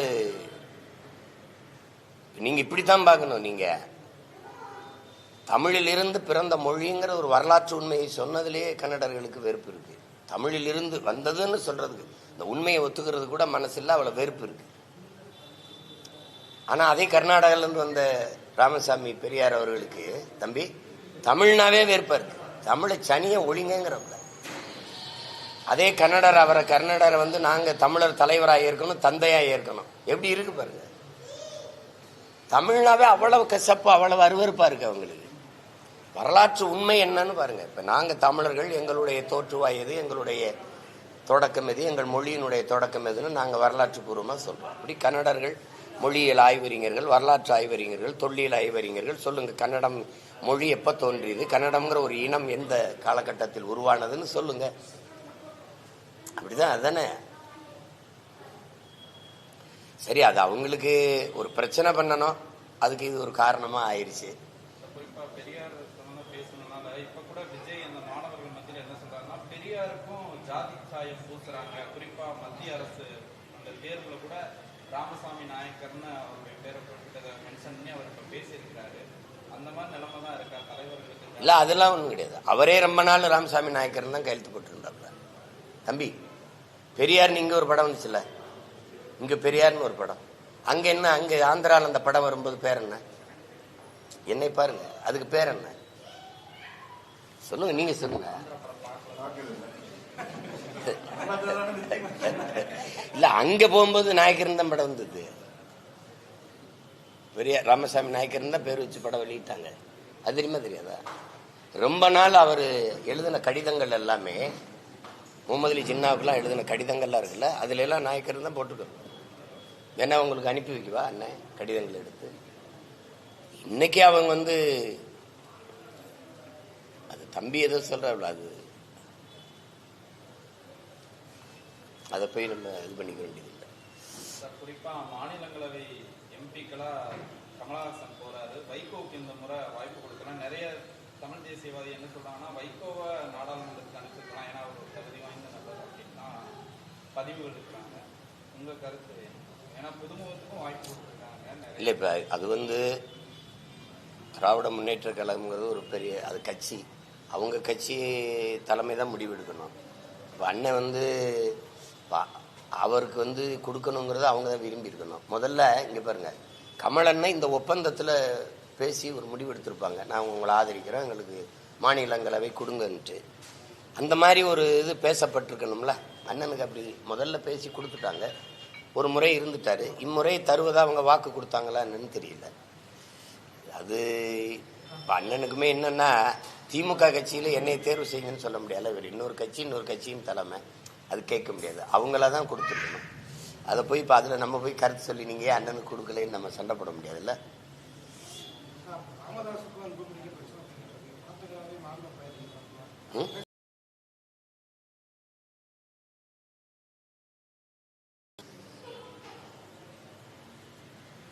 அதை பார்க்கும்போது காயமாக தான் இருக்குது, கஷ்டமாக இருக்குது. அதை இப்போ எங்கள் ஐயா இவ்வளோ தூரம் காயம்பட்டிருக்காங்களே நினைக்கும் போது, நாங்கள்லாம் ஒரு அருகில் இருந்து வளர்ந்த பிள்ளைகள். அது ஒரு தகப்பன் போல் நாங்கள்லாம் அன்பு வச்சு மதிப்பு வச்சு நேசித்த ஒரு பெரிய தலைவர். தனிப்பட்ட முறையில் என் மேலாம் ரொம்ப பேரன்பு வச்சு இருந்த ஒரு தலைவர். அவர் ஐயாவுக்கு இவ்வளோ தூரம் வருத்தம் இருக்குங்கிறத அவர் பதிவு பண்ணும்போது தெரியுது. இப்போ இதில் இதை ஒரு இதாக்கி பிரச்சனையாக்கி பேசிக்கிட்டே இருக்க வேண்டியதில்லை. அந்த காயங்கள் நான் நம்புகிறேன் அது உறுதியாக ஆறிடும் தான் நினைக்கிறேன். அது காயங்கள் ஆறணும், அது ஆறிடும். கொஞ்ச நாள் விட்டால் அது சரியாயிடும் அப்படின்னு நான் உறுதியாக நம்புகிறேன். கொஞ்ச நாள் விட்டால் சரியாயிடும்.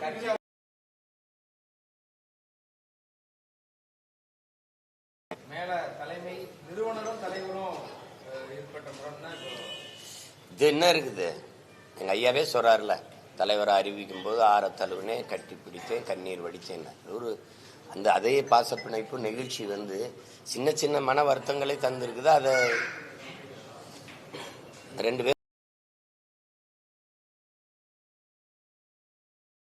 பேரும் வந்துருச்சு. அது இப்ப அவர் மனசுக்குள்ள இருந்ததை சொல்லிட்டாரு. அந்த காயம் வடிஞ்சிருச்சு, அது ஆறிட்டோம். அதை போய் நீங்க இதுவால நான் கேட்கறது, இப்ப எங்க ஐயா சொன்னதுனால சின்னையா பத்தி சொல்றாரு, அதனால இந்த நாட்டுக்கு மக்களுக்கு ஒரு பெரிய பிரச்சனை பின்னடைவு, இதனாலதான் விலைவாசி ஏறிடுச்சு, இதனாலதான் மின் கட்டணம் உயர்ந்துருச்சு, சொத்து வரி உயர்ந்துருச்சுன்னு சொன்னீங்கன்னா பேசலாம். அது ஒரு சின்ன கட்சிக்குள்ள இருக்கிற ஒரு சின்ன முரண். அது சரியாயிரும், அது சரியாயிரும், அது சரியாகணும்.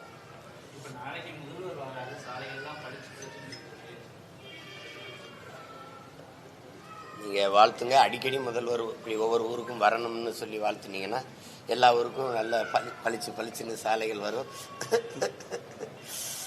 இது சரி, என்ன செய்யுது சார்? கீழடி ஆய்வறிக்கை விவகாரத்தில் மத்திய அரசு என்ன சொல்றாங்கன்னா, இன்னொரு வல்லுநர் சார்ந்த அவங்க திருத்துவாங்க அப்படின்ற மாதிரி நேற்று ஒரு விளக்கம் கொடுத்துருக்காங்க. அதை எப்படி சார் பார்க்குறீங்க? அது ஏற்காது. இந்தியா உங்களுக்கு தமிழர்களுடைய தொன்மையை, இந்த பெருமையை ஏற்காது. இவங்களே பேசும்போது திராவிட நாகரிகம்னு சொன்னாங்க, அப்புறம் இந்திய நாகரிகம் பண்பாடுன்னாங்க. உங்களுக்கே தெரியும், 2600 ஆண்டுக்கு முன்னாடி இந்த நிலப்பரப்பு இப்படி இருந்ததா, ஒன்றா இருந்ததா, இல்லை இந்தியாங்கிற ஒரு பெயரோட இந்த நாடு இப்படி உருவாக்கப்பட்டிருந்ததா? அப்போ திராவிடம்ங்கிற ஒரு சொல்லோ இனக்கூட்டமோ இருந்ததா? சொல்லு. 1800 தான் கன்னடம்ங்கிற மொழியை பிறந்து கன்னடர்களே, அப்புறம் 1600 தெலுங்கு, இதெல்லாம் திராவிட மொழி குடும்பம்னு இவங்க சொல்றதை எடுத்துக்கிட்டா கூட 2200 ஆண்டுங்கிறது ஒரு தோராய கணக்கு தான். ஏன் 5500 ஆண்டுக்கு முன்னாடி இருந்துடக்கூடாதா? இப்போ நீங்க எங்களை முழுக்க ஆய்வு செஞ்சிட்டீங்களா? 2 ஏக்கர்ல தான் வாழ்ந்தோமா? ஒரு இனக்கூட்டம் ஒரு கூட்டமா வாழ்ந்தா ஒரு பெரிய ஒரு கிராமம்னா எவ்வளவு பெரிய நிலப்பரப்புல இருக்கும்?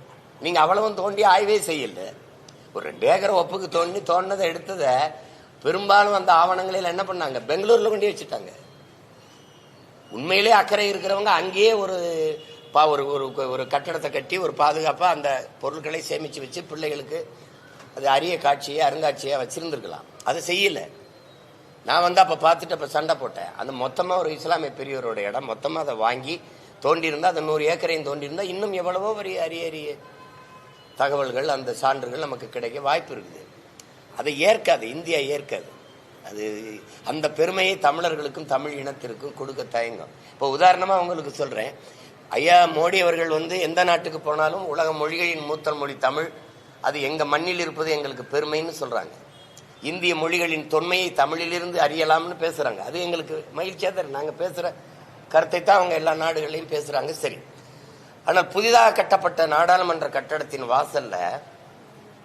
வாசல்ல சமஸ்கிருதத்துல கல்வெட்டு இருக்குது, இந்தியில இருக்குது, இங்கிலீஷ்ல இருக்குது, உலக மொழிகளின் தாய் இருக்குது, உலகின் முதன் மொழி தமிழ் அப்படின்னு உலக மொழிகள் ஆய்வறிஞரே ஒத்துக்கொண்ட உண்மை. அந்த மொழிக்கான அங்கீகாரம் என்ன இருக்கு, மதிப்பு என்ன இருக்கு? ஏன் அது தமிழ்ல ஒரு கல்வெட்டு இல்லை? அதுல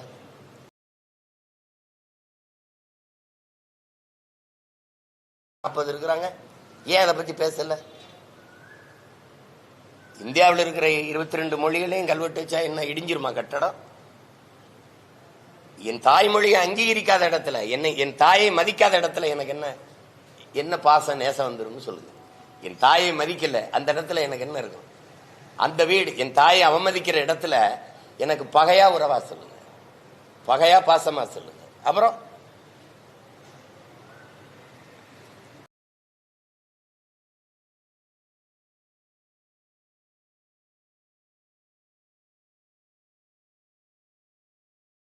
விடாதராங்கிறார். வேணாம்பான்னு விடான தாய் எதை எடுத்தாலும் விடாதேங்கிற. எங்களுக்கு எல்லாமே எங்க மொழி தான். எங்களுக்கு மட்டும் இல்ல, உலகம் முழுமைக்கும் இருக்க ஒவ்வொரு தேசிய இனத்திற்கும் அதுதான். மொழிதான் முகம், முகவரி, அடையாளம், கலை, இலக்கியம், பண்பாடு, வரலாறு, அறிவியல், புவியியல், வாழ்வியல் எல்லாமே தான். அதை மதிக்கல, அதை நிராகரிக்கிறாங்க என்பது என்ன, அதுல என்ன இருக்குது அப்போ? அதனால அவங்க எப்படி எங்களுடைய தொன்மத்தையும் எங்களுடைய அடையாளங்களையும் எங்களுடைய பெருமையையும் எப்படி ஏற்பாங்க? எந்த ஆளுநர் வந்து, எந்த ஆய்வறிஞர் வந்து ஆய்வு செய்ய போறாரு?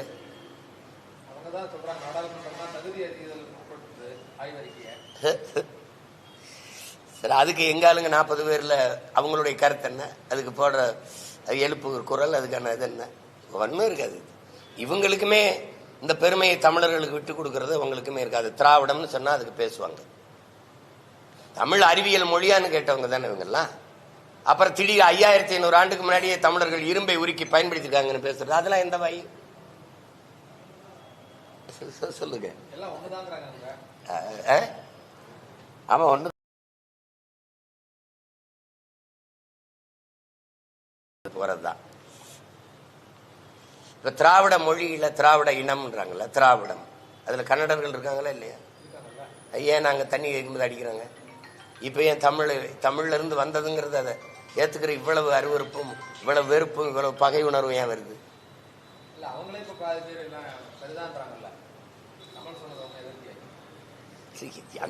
அந்த எதிர்ப்பை ஏன் வருது?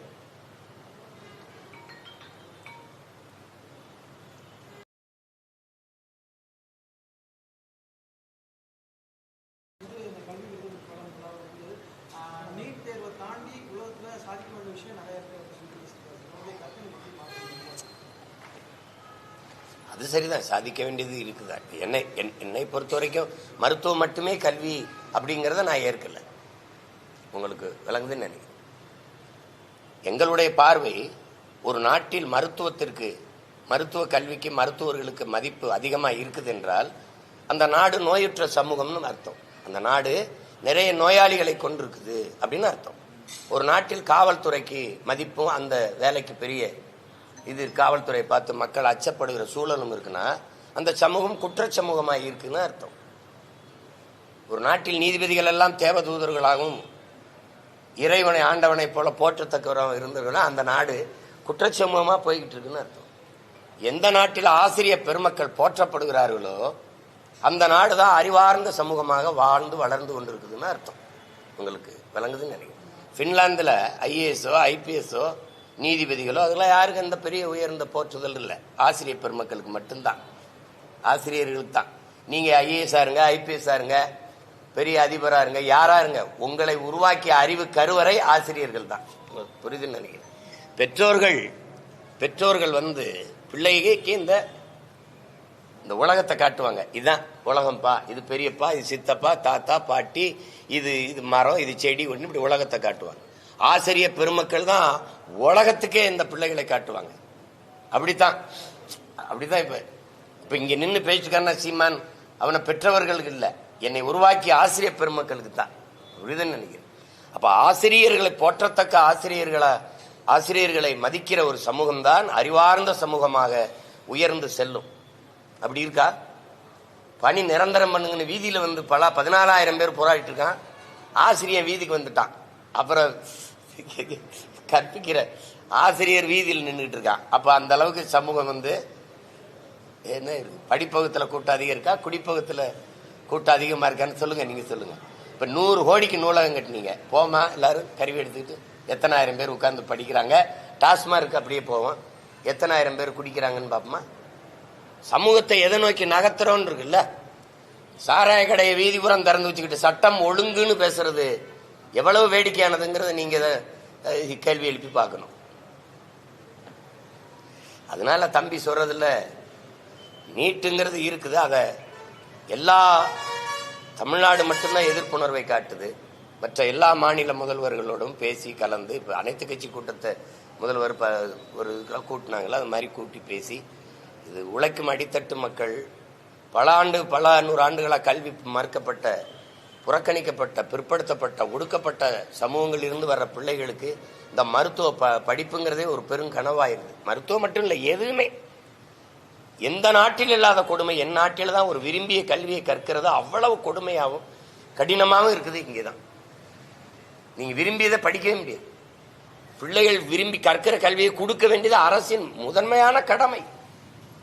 அதை கொடுக்க மறுப்பது பெரிய கொடுமை. அதை தொடர்ந்து செஞ்சுக்கிட்டு இருக்கு இந்த அரசு. அதனால தம்பி சொல்றது சரிதான். அதுக்காக நம்ம நீட்டில் எழுதி மருத்துவர் ஆக முடியுங்கிறதுக்காக உயிரை மாய்த்து கொள்ளுகிறதுல ரொம்ப மன வலியை தருது. நம்ம பிள்ளைகள்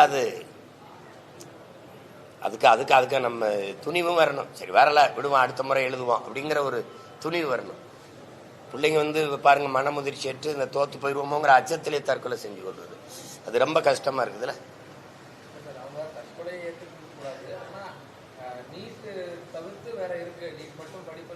அதுதான் நானும் சொல்றேன். அதுதான் நானும் சொல்றேன். இப்ப நீட்டு தனியா பயிற்சி பள்ளிகளை கொண்டு வந்து பயிற்சி பயிலகங்களை கொண்டு வந்து பல ஆயிரம் கோடி சம்பாதிக்கிறதுக்கு உதவுதே ஒழிய முதலாளிகளுக்கு நீட்டு பயிற்சிங்கிற பேர்ல அந்த தேர்வுக்கு பயிற்சிங்கிற பேர்ல வேற என்ன செய்யுது? சட்டமன்ற தேர்தல் ரெடி ஆகிட்டு இருக்கீங்க. விஜய் எதிர்த்து நீங்க நிக்கிறதுக்கான வாய்ப்புகள் இருக்கா சார்? களமிறங்க நாங்க ரெண்டு பேரும் என்ன பகையா? அண்ணன் தம்பி தான் நாங்க ரெண்டு பேரும். அவரை எதிர்த்து போடுறதுக்காக நாங்க கட்சி ஆரம்பிச்சு வேலை செய்யறேன்னு நினைக்கிறீங்க? அவரை எதிர்க்க வேண்டிய சூழல் வந்துருச்சு சார். ஜனநாயக போட்டின்னு ஒண்ணு இருக்குல்ல, தனிப்பட்ட போட்டி இல்ல. நான் கேட்கறது உங்களுக்கு விஜய் வருவாரு கட்சி ஆரம்பிக்கிறது தான். நான் கட்சி ஆரம்பிச்சு 15 வருஷமா போராட்டு இருக்கிறேன். கேள்வியே தப்பு. சும்மா இதெல்லாம் அதிகார பலம் பணபலம் எங்களுக்கு மத்தியில நீங்க பேச்சு மட்டுமே மூலதனமா வச்சு பேசிட்டு இருக்கீங்களே, உங்களை நம்பி போட்டியிடுற தம்பிகள் சோர்ந்து போக மாட்டாங்க? சோர்ந்து போக மாட்டாங்க. எத்தனை தடவை சொல்றது? சோர்ந்து போற கூட்டம் மாதிரியா இருக்குது? சோர்ந்து போற கூட்டம் மாதிரி இருக்குதா? இப்ப மே 18க்கு ஒரு கூட்டம் தான். எல்லா ஊடகங்களும் மாநாடு நீங்க வெறும் கூட்டம் தான். ஒரு இன எழுச்சி கூட்டம். எங்க இனம் கொல்லப்பட்ட நாள்ல ஒரு கூட்டம். எத்தனை ஆயிரம் பேர் கூண்டாங்க. ₹1 நாங்க காசு கொடுக்கல. அவங்களே பேருந்து பிடிச்சு அவங்களே வாகனங்களை வச்சு எங்க பிள்ளைகள் கூண்டாங்க. சோற கூட்டம் அது. 5வது முறையும் இத்தனை 4 முறை பொது தேர்தலில் தோத்துருக்கேன். உள்ளாட்சியில தோத்துருக்கோம். கேளுங்க, இடைத்தேர்தல் எல்லாம் போட்டிட்டு இருக்கோம். தோல்வி கண்டு அஞ்சிருக்காங்க. அதிமுக போட்டியிடாம விலகி இருக்குது இடைத்தேர்தலில். ஆளுங்கட்சி அதிமுக ஆளும்போது திமுக இடைத்தேர்தலில் போட்டியிடாம விலகி இருக்குது. ஆனா நாங்க எந்த இதுவும் இல்லாத சின்ன பசங்க தான். ஏதாவது உலக அரசியல் வரலாறுலேயே இவ்வளவு தோல்விகளை சந்திச்ச பிறகு மறுபடியும் 5வது முறை துணிந்து ஒரு அரசியல் இயக்கம் போட்டியிடுது அப்படின்னா அது நாம் தமிழர் கட்சியா மட்டும்தான் இருக்கும். காரணம் என்னன்னு கேளுங்க. எங்களுக்கு இருக்கிறது சோற்று பசி இல்ல, சுதந்திர பசி. வயிற்று பசி இல்ல, எம் இன வரலாற்றின் பசி. சோம்பலும் ஓய்வும் அரசியலில் தற்கொலைக்கு சமம். உங்களுக்கு விளங்குதுன்னு நினைக்கிறேன். வீர சுதந்திரம் வேண்டி நின்றார் வேறொன்று கொள்வார் அப்படிங்கிறான் புரட்சி எங்க பாட்டன் பாரதி. அது மாதிரி எங்களுக்கு வேண்டியது இந்த வெறும் தேர்தல் வெற்றின்னு நாங்க பார்த்து இந்த களத்துக்கு வரல. புரியுதுன்னு நினைக்கிறேன்.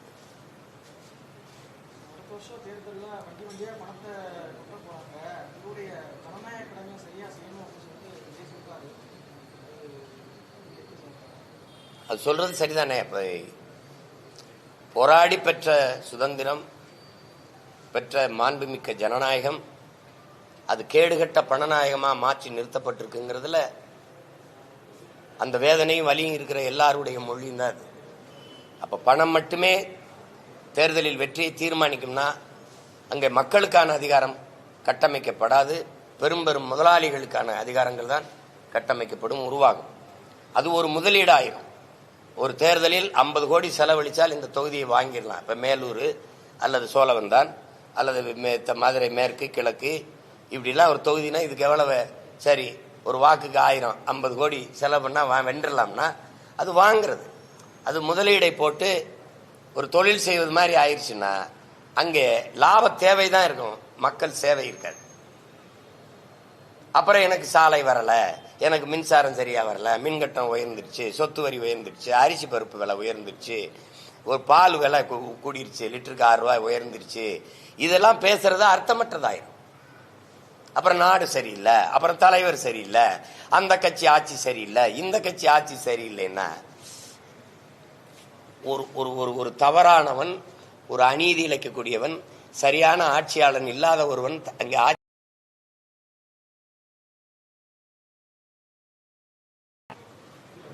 திமுக ஆட்சியை ஒழிக்கணும் ஒழிக்கணும் ஒழிக்கணும்னு எல்லாம் பேசுறாங்கன்னா அந்த ஆட்சியை தேர்வு செய்த மக்களும் அதுக்கு பொறுப்பே இருக்கணும்.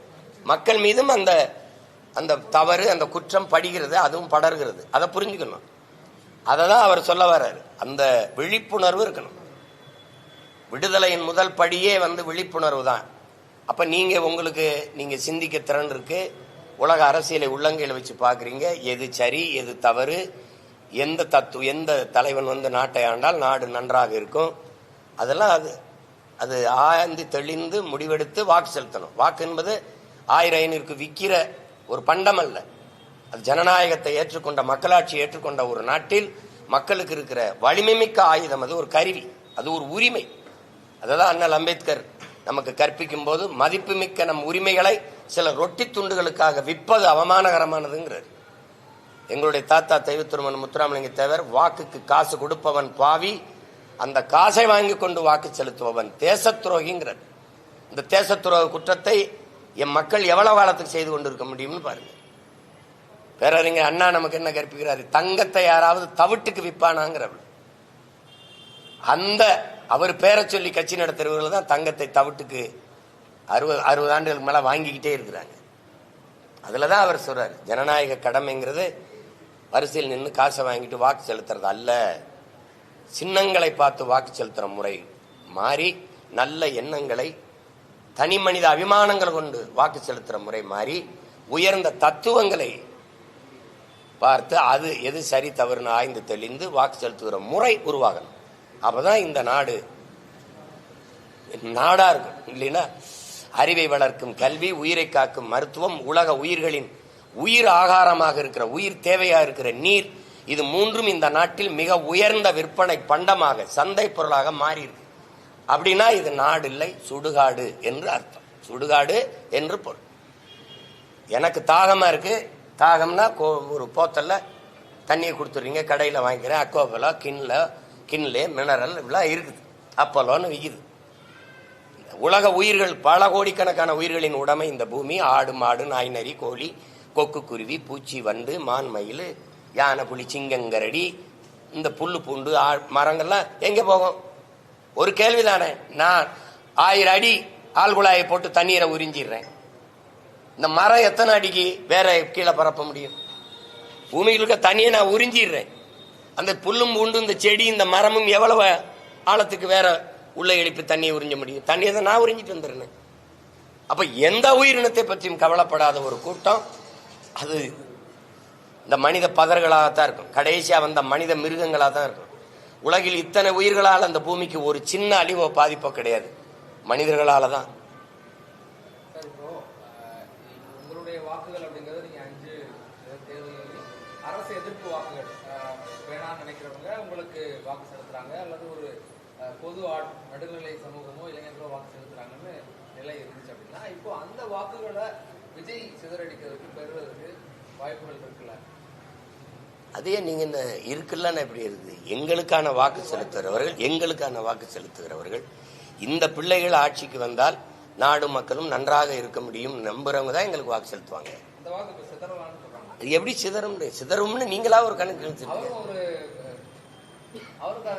ஏங்க?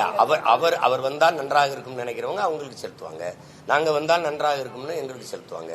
நீங்க சொல்லுவீங்க அதிமுக ஆட்சியில் இருக்கிறவங்க வாக்கத்தான் பிரிக்கிறாங்க அப்படின்னு. இன்னும் நீங்க ஏதோ கூரை விடும் போய் கூரையை பிரிச்சுட்டு வர மாதிரியே ஓட்ட பிரிக்கிறாருன்னே பிரிச்சுட்டு இருக்கீங்க. உங்களுக்கு என்ன, என் வாக்கு குறைஞ்சு நான் தோற்று போகணும் அப்படியா? பின்ன என்ன? சரி, தேர்தலில் வாக்கு எண்ணும்போது என் வாக்கு குறையாம இருந்துச்சுன்னா நீங்க என்கிட்ட நேரில் உனக்கு பிரச்சனை என்ன பிரச்சனை உனக்கு? அது என்ன குறையும் இல்ல? என்ன குடுகுடுப்புக்காரனா நீ ஜோசியக்காரனா? என்னைக்கு என் வாக்கு உயரும்னு எவன் சொல்லியிருக்கான் அந்த நாட்டுல? இருங்க, ஒரு விவாதத்துல ஒரு ஆய்வறிஞன் ஒரு ஊடகம் சீமான் 1.1 4.5 லட்சம் வாக்கு வாங்கும்போது அவர் 36 லட்சம் வாக்கு வருவார்னு யாராவது சொன்னீங்களா? 17 லட்சம் இருக்கும்போது 30 வரும்னு சொன்னீங்களா? அப்புறம் என்ன காம்படிஷன்? எனக்கு உலகத்திலே எவனும் காம்படிஷன் கிடையாது, எனக்கு கிடையாது. என் தத்துவத்துக்கு போட்டியா இனி ஒரு தலைவன் பிறந்துதான் வரணும். புரியுதா? எங்களுக்கு என்னுடைய தத்துவம் தமிழ், தமிழர், நிலம், வளம், இனம், அதனுடைய மானம், அதனுடைய எதிர்கால பாதுகாப்பான நல்வாழ்வு. அதானே மலையை வெட்டாத அது பூமி தாயின் மார்புன்னு சொல்ல ஒரு தலைவன் சார். ஆத்து மணல் அல்லாத அது மனித உடலுக்கு தோல் போல ஆற்றுக்கு மணல், அது அல்லாத ஆறு செத்து போயிரும் பேசுற இந்தியாவில் ஒரு தலைமையே. அப்புறம் என் தத்துவத்துக்கு இதுக்கு தானே எனக்கு ஓட்டு போடுவான். இப்ப நான் இவ்வளவு நேரம் பேசுறேன், பூச்சி வண்டுக்கெல்லாம் தண்ணிக்கு எங்கே போகும்னு, அதை இந்த நாட்டில் இந்த தலைமையாவது பேசுதா? அப்புறம் அதை பிரிச்சு போடுவாரு அப்படின்னு. நாங்க என்ன அண்ணன் தம்பி பங்காளி சண்டையில் அது சொத்தை பிரிக்கிற மாதிரி பிரிச்சுக்கிறீங்க?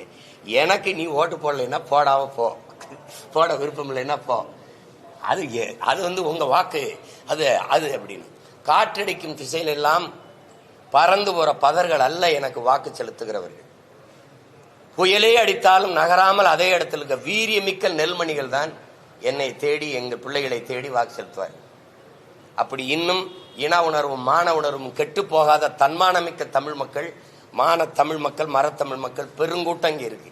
இல்லைன்னா இவ்வளவு பணமடையில இந்தியாவை யார் ஆள்றதுங்கிற தேர்தல்ல புதிதா ஒரு சின்ன கடைசி நேரத்தில் ஒளி வாங்கி மைக் எனக்கு கொடுத்து புதிய புதிய பிள்ளைகள் 8வது பெட்டியில என் சின்ன இருந்தது. அதுல 36 லட்சம் பேர் என்னை தேடி வாக்கு செலுத்துக்காங்க. இந்தியாவை யார் ஆள்றதுன்னா இவ்வளவு பணமலையில இவ்வளவு காசு, இவ்வளவு சாராயம், பணம், சாப்பாடு, இதுல அப்ப இருக்கிறான்ல தமிழ் மக்கள் இன்னும் தன்மானத்தோடு இனமானத்தோடு இருக்கிறான்ல. அப்புறம் அந்த கூட்டம் பெருகுமே ஒழிய குறைய. நயினார் நாகேந்திரன் அடிக்கடி என்ன சொல்றாருன்னா, திமுகவை எதிர்த்து எல்லா கட்சிகளும் ஒன்றிணையணும், அதனால எல்லாரும் நம்ம கூட்டணிக்கு வாங்க அப்படின்ற மாதிரி பேசுறாரு. குறிப்பா எல்லாரையும் தான் சொல்றாரு. அது தாவேகா விஜயா இருக்கட்டும். இதேதான் நான் உங்களுக்கு சொல்றேன். இதேதான் திமுகவை எதிர்க்க பாரதிய ஜனதா கட்சியினுடைய மாநில தலைவர் மதிப்புமிக்க எங்க மாமா நயினார் நாகேந்திரன் சொல்றாங்க அந்த கருத்தை. அதேதான் திமுகவின் தலைமை சொல்லுது. பாரதிய ஜனதாவை எதிர்க்கணும், அது பாசிச கட்சி, ஆட்சி செய்கிற ஒரு கட்சி, அது மதவாத கட்சி, அதை வீழ்த்துறதுக்கு நாம எல்லாம் ஒண்ணு சேரணுங்கிறாங்க. இப்ப நான் எந்த பக்கம் சேரலாம்ன்றீங்க? புரியுதா?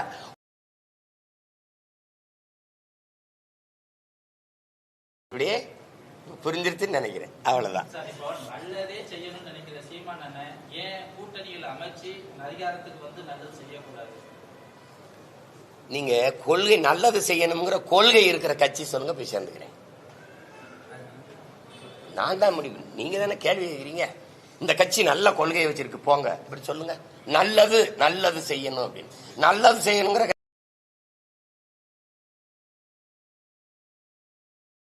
குவாரி ஆக்குமா, கிரஷர் போடுமா, கிரஷர் கல் குவாரி வச்சிருக்கு, கல் குவாரி வைக்குமா? ஏங்க மரத்தை வெட்டிட்டீங்கன்னா நான் நட்டு வச்சுட்டு செத்து போகலாம், தண்ணியை உறிஞ்சி வச்சுன்னா தேக்கி வச்சுட்டு செத்து போகலாம். மலைய மணல நீங்க என்ன பண்ணுவீங்க?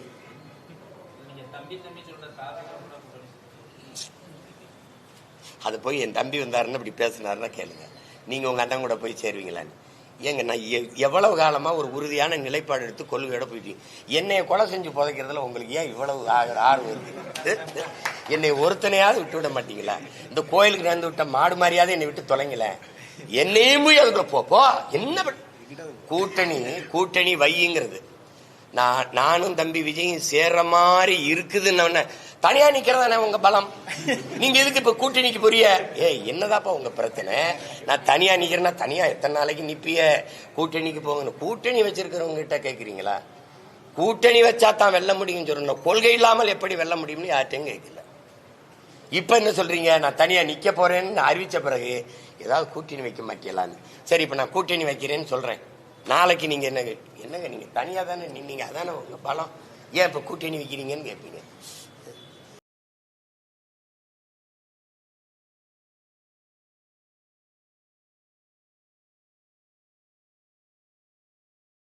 நான் தனிச்சுதான் போட்டிடுவேன்.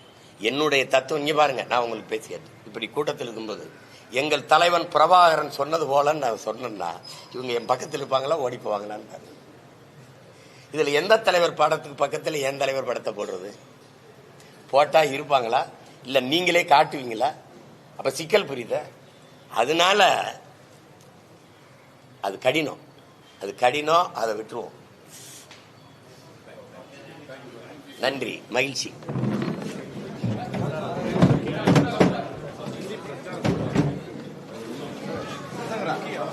காங்கிரஸ், பாரதிய ஜனதா, இந்த கட்சிகள், இந்திய கட்சிகள், இந்தியாவை ஆளுகிற கட்சிகள், இவங்களுக்கு இந்தி தான் அவங்களுக்கு மொழி, சமஸ்கிருதம், இது ரெண்டும் தான் அவங்களுக்கு மொழி. மற்ற மொழிவழி தேசிய இனங்கள் அந்த அவங்களுடைய தாய்மொழிக்கு எந்த மதிப்பு, அதாவது மொழியாகவே கருதுறது. இந்திய தேசிய மொழியும் என் தாய்மொழியை பிராந்திய மொழியும் பார்க்கணும். அது நேஷனல் லாங்குவேஜ், எங்கது ரீஜனல் லாங்குவேஜும் பார்க்கணும். நீங்கள் பார்த்துருக்கீங்க. நான் கூட கேட்டேன், நீ என்ன பெரிய நேஷனல், அப்போ நான் என்ன ரீஜனல், ஏன் நேஷனல் என்னாச்சுன்னு. அதில் அவங்க வலுக்கட்டாயமாக இந்தியை கொண்டாந்து திணிக்கிறாங்க. முதல்ல இந்தியை திணிச்சாங்க, நம்ம எதிர்த்தோம். இப்போ இந்திக்காரனை திணிச்சு வந்துச்சு. இப்போ 1.5 கோடி இந்திக்காரன் வந்துட்டான்ல, அவன் ரசிக்கத்தான் இந்தி பாட்டு. நம்மளே எல்லா வேலைகளுக்கும் அவர்களை நியமிச்சிடறோம். அவங்களோட பேசுறதுக்கு அறகுறையாக இந்தியை கற்றுக்கு பேச ஆரம்பிக்கிறோம். வணிக நிறுவனங்களின் பெயர் பலகை எல்லாம் அவங்களுக்கு வசதிக்காக நம்ம இந்தியில் எழுதி வைக்கணும். இப்போ நீங்கள் மீனாட்சி அம்மன் கோவிலுக்கு வந்தீங்கன்னா என்னோட பல கடைகளில் இந்தியில் எழுதி இருக்குது. உங்களுக்கு தெரியுது நினைக்கிறேன். எங்கள் பிள்ளைகளே சாப்பிட போகும்போது வட இந்திய வேலை செஞ்சால் தண்ணி கொடுன்னு சொன்னால் அவன் தண்ணி கொடுன்னு தண்ணியும் கற்றுப்பான். அவன்கிட்ட பாணி கராகே சல்தி கராகேன்னு அது இது ஒரு நோய், இது ஒரு நோய். இப்போ இதே இதை எதிர்த்து சண்டை போட்டு என்னுடைய மண்ணில் என்னுடைய மொழியில தான் நீங்கள் பாட்டு போடணும் அப்படின்னு பேசியிருக்க வேண்டியது யார்? 40 பாராளுமன்ற உறுப்பினர்கள் கொண்டு போகிறது. இப்போ டெல்லியிலேருந்து சிங்கப்பூர்லேருந்து நான் தமிழ்நாட்டுக்கு பறந்து வந்தா, இல்லை அரபு நாடுகள்லேருந்து தமிழ்நாட்டுக்கு பறந்து வந்தா எனக்கு தமிழில் அறிவிப்பு இருக்குது. இலங்கையிலிருந்து வந்தாலும் தமிழில் அறிவிப்பு இருக்குது. ஆனால் இங்கே டெல்லியிலிருந்து தமிழ்நாட்டுக்கு வந்தால் தமிழில் அறிவிப்பு இருக்குதா? தமிழ்நாட்டின் தலைநகர் சென்னையிலிருந்து சங்கம் வைத்து தமிழ் வளர்த்த எங்களுடைய மாமதுரைக்கு நாங்கள் பறந்து வந்தால் தமிழ் அறிவிப்பு இருக்குதா? இதையெல்லாம் கேட்டு பெற வேண்டியது என்ன? நீ வேலைக்கு பணிப்பெண்களை எடு, விமான பணிப்பெண்களை எடு.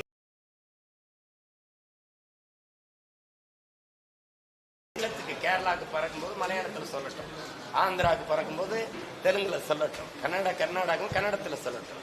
என் மண்ணுக்கு வரும்போது என் மொழியில, என் தாய்மொழி தமிழ்ல அறிவிப்பு இருக்கட்டும். அதான மேன்மையானது. அப்பதானே இது ஏன் நாடுன்னு ஒரு பற்றும் பாசம் வரும். நீ ஹிந்தி பெங்காலி வங்காளின்னா, இங்கிலீஷ் ஹிந்தி பெங்காலின்னா அதுல பறக்கிறேன் பூரா தமிழ. என் ஆத்தாளப்புக்கு ஹிந்தி எதுக்கு, இங்கிலீஷ் எதுக்கு, பங்காளி எதுக்கு? அப்போ அதுதான் இங்க இருக்கிற பிரச்சனை. இது எதுக்காக நீங்க கேட்டீங்கன்னு எல்லாம் நான் வலிக்குது. இதுக்கெல்லாம் ஒரு விடிவு கட்டத்தான் அன்னை விலகலாம் களத்துல இருந்து போராட்டிருக்கேன். வரும் ஒரு நாள் நான் முதலமைச்சர் ஆயிட்டேன்னா அந்த நிலையம் இருக்குல்ல, அது இருந்துச்சுன்னா பார்ப்போம்.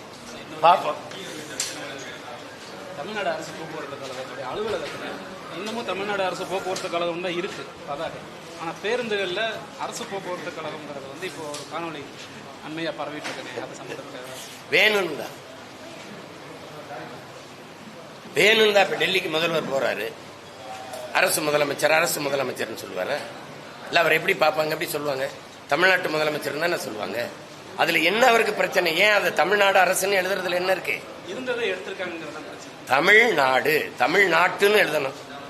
தமிழ்நாடு, தமிழ்நாடு ஒரு 5 எழுத்து அல்ல சார். அது இருந்ததை எடுக்கிறதா யாரு கேள்வி கேட்பா? அரசுனா எந்த அரசு? கேரள அரசா, கர்நாடக அரசா, ஆந்திர அரசா, இல்ல பீகார் அரசா?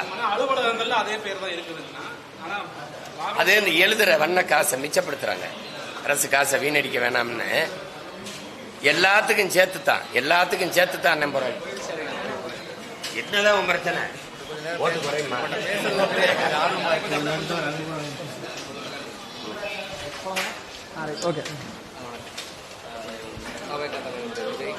தொடர்ச்சியா ஆண்டுதோறும் மாணவர்களுக்கான அந்த ஊக்கத்தொகைகளை வழங்கக்கூடியது அரசியலுக்கு அப்பாற்பட்டு கூட செய்யணும்னு நினைக்கிறதாக அறிவிச்சு அப்படிதான் நடத்துறாங்க.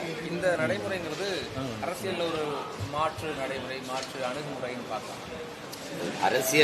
அரசியல் லாபம் அதெல்லாம் நீங்க மாற்று வருதா வரலையான்னு அந்த செயல் வரவேற்கத்தக்கது. படிக்கிற பிள்ளைகளை ஊக்கப்படுத்த வரவேற்கத்தக்கது. இப்ப தம்பி வெற்றி பெற்ற மாணவர்களை பாராட்டு. எங்க நாங்கன்னா தோல்வியுற்ற மாணவர்களையும் பாராட்டு. இப்ப முதல்ல வரவங்க தட்டி கொடுக்க நாட்டில் நிறைய பேர் கைதட்ட, 3ஆவதா வர முதல்ல தட்டி கொடுக்க ஆள் கிடையாது. விளங்குதா உங்களுக்கு? 3ஆவதா வந்தவன் 1ஆவதா வர முடியாதுன்னு ஒண்ணு விதி கிடையாது. அப்ப தோற்றவர்களுக்கும் மரியாதை செய்து, ஒரு மதிப்பெண்ல தோற்றது 2 மதிப்பெண்ல தோற்றது தான் தோல்வி அல்ல, வெற்றியை துரத்தி கொண்டிருக்கிறோம் தான் பொருள். முயற்சிங்கன்னு வாழ்த்தணும். நான் அண்ணன் இப்படி முடிவெடுப்பேன், தம்பி அப்படி முடிவெடுக்கிறேன். ஆனால் எப்படி பார்த்தாலும் அந்த செயல் வரவேற்கத்தக்கது, பாராட்டத்தக்கது. அதை போய் அதை போய் கருத்து சொல்லிக்கிட்டு அவர் அரசியலுக்காக வாக்குக்காக நீ ஏன் அதை கூட செய்யல? மற்றவங்க எல்லாம் நீங்க இவ்வளவு பெரிய அதிகாரத்தில் இருந்த கட்சிகள் நீங்க அதை கூட செய்யல. அப்ப அதானே பார்க்கணும். அப்ப அதை பேசுறதுக்கு மற்றவங்களுக்கு ஒண்ணும் இல்லை. நான் இதுல உளமாற என் தம்பியை பாராட்டுறேன், வாழ்த்துறேன். ஜாதிக்கு தூரமா இருங்க, ஜாதிங்கிறத தள்ளியே வைங்க. ஏன்னா தீண்டாமைக்கு எதிராக, விடுதலைக்கு எதிராக பேசிய பெரியாருக்கு ஜாதி சாயம் பூசுறாங்க அப்படின்ற ஒரு கருத்தை சொல்றாங்க. பெரியாருக்கே அப்படிங்கறதுல நான் ஏற்கல. பெரியாருக்கே இல்ல, பெரியாருடைய சாதி உணர்வு, சாதிய வெறியெல்லாம் நாங்க சொன்ன சாதி சேம்பிச்சு இல்லையா, அவரே பூஜிக்கிட்டு வருதானே. இப்ப நான் தான் முகமது அலி ஜின்னாவுக்கு எழுதின கடிதத்தை அனுப்புறவான்னு கேட்டு நீங்க ஒன்றும் சொல்லையே. ஆந்திராவில் ராமசாமி நாயக்கர் தானே படம் வெளியாச்சு, அதை யார் வெளியிட்டது? தயாரிச்சது யார்? இவங்க தானே. அதை ஏன் அப்படி அனுமதிச்சிங்க சொல்லுங்க. அதை போய் பேசிட்டு இருக்கீங்க. தம்பி நினைக்கிறாரு அவர் தான் சாதியை ஒழிச்சார் அப்படின்னு. எங்க முன்னோர்களை சாதியை வளர்த்தது யாரு? சாதி இரண்டொழிய வேறில்லைன்னு பாடினது யாரு? பிறப்பு ஒக்கும் எல்லா உயிருக்கும் பாடினது யாரு? பறச்சியாவது ஏதடா பணத்தையாவது ஏதடா இறைச்சிதோல் எலும்புல இலக்கமிட்டு இருக்குதோன்னு பாடின சிவாக்கியார் யாரு? எத்தனை தடவை சொல்லணும்? சாதிகள் இல்லையடி பாப்பா குள்ள தாழ்ச்சி உயர்ச்சி சொல்லணும்னு பாடின பெரியார் பண்ணாரா? 1921 எங்க பாட்டன் பாரதி இறந்து போறான். 36 தான் அவர் வந்து பேசவே ஆரம்பிக்கிறாப்ல. அதுக்கு முன்னாடி அவன் பாடாத சாதி ஒழிப்பா சொல்லுங்க. வேதியர் ஆயினும் ஒன்றே வேறு குலத்தவர் ஆயினும் ஒன்றேன்னு பாடினவன் அவன். சொல்லுங்க, அவர் சொல்லுங்க. கனகலிங்கம்னு ஒருத்தனை கூப்பிட்டு பூணூலை போட்டு நீ பறையன்லடா ஐயன்னு சொன்ன உலகத்துல சாதி மாத்தின ஒரே மகன் எங்க பாட்டன் பாரதி. அப்படி ஏதாவது செய்திருக்க? சும்மா ஏதாவது பேசிட்டு கூடாது, சரிதா? அவங்களுடைய வருகை நீங்க உங்களுக்கு உலகத்திலே உங்களுடைய தத்துவத்துக்கோ கொள்கைகளுக்கோ போட்டியாக யாரும் ஒரு தலைவர் இல்லைங்கிறீங்க. அது வந்து பிலாசபிக்கலா ஏற்றுக்கொள்ளக்கூடிய வாதம் தான். ஜனநாயகம் அப்படிங்கிறது எண்ணிக்கையினுடைய பெரும்பான்மை. அங்க இருக்கக்கூடிய இப்படித்தான் ஐயா டிடிவி வரும்போது சொன்னாங்க, இப்படித்தான் அண்ணன் கமலஹாசன் வரும்போது சொன்னாங்க. நாங்க அம்மையார் ஜெயலலிதா, ஐயா கருணாநிதி அவர்கள் ஆளுமையோடு இருக்கும்போது இனத்தின் பிணத்து குவியலுக்கு இடையில பிறந்த பிள்ளைகள். அப்ப ஐயா விஜயகாந்த் வரும்போது அப்படித்தான். இன்னைக்கு நாங்க எங்க இருக்கோம், மற்ற கட்சிகள் எங்க இருக்குன்னு நீங்க யோசிச்சு பார்த்துக்கணும். அது கிடையாது. தோல்வியை கண்டு துவண்டு போற பிள்ளைகள் நாம் தமிழர் கட்சி பிள்ளைகள் அல்ல. 35 ஆண்டுகளா என் தலைவன் போராடினா உலக நாடுகளெல்லாம் எதிர்த்து உலக போர் புரிந்த தலைவனின் பிள்ளைகள் நாங்க. நீங்க கூட்டணியை பார்த்து பயப்படுறது புதுசா வர்றாங்கல்ல. கணிப்பு என்னவா இருக்குன்னு அவங்களுக்கு பொதுவாக